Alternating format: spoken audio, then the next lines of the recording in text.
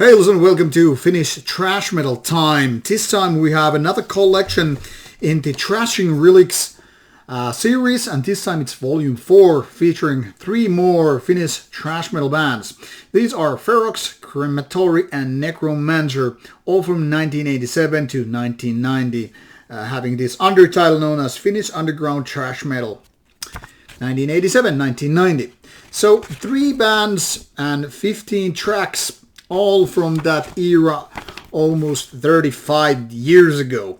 Well, these are, for a reason, the kind of bands that never made it big. And the main reason is, well, first 2 bands mentioned here were actually more or less gone by the time these demos got out. I mean, there wasn't really much activity after that, so there are not too many stories to tell about that.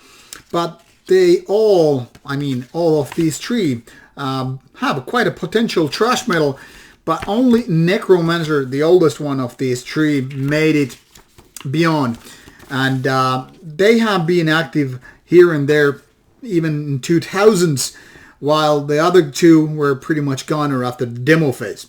This starts with the Ferox, which has here 4 tracks in total. Here's once again the track list, featuring the demo 1990, and that was, in my opinion, is the strongest of these all. First of all, they have quite a good production, and their vocalist has more originality in the use and style that a lot of other bands, no matter big and small, have.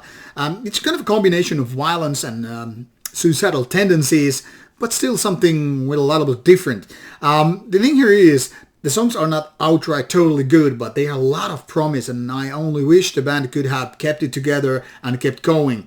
Unfortunately, like I said, that wasn't happening. But this is definitely the most potent of them all.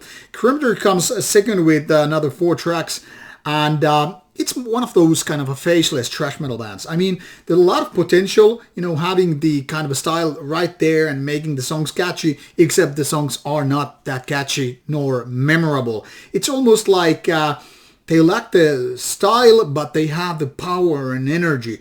And while Ferox is more, say, quite a mid-tempo thing, Crematory is more like, yeah, we put more energy into it, and this could be more intense. Once again, much like Ferox, if they only had kept it going, they could have been a really, really good band. But here it's more like, okay, they did one fine demo and boom, that's it.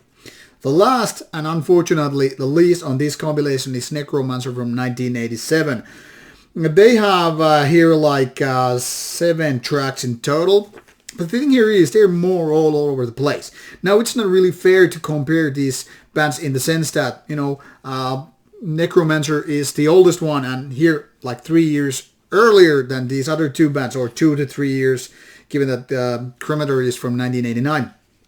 But the thing here is, they are not that, ready, but they have the skill, and they're probably the most intense one on this compilation. So as such, they kind of also have their own promise or potential here to just be something worthwhile. Now, like I said, later on, they came and gone, once again split up and then came back again and all that stuff. So they didn't give up that easily, which I guess is a good thing. However, they are defunct as of now, as far as I know anyway.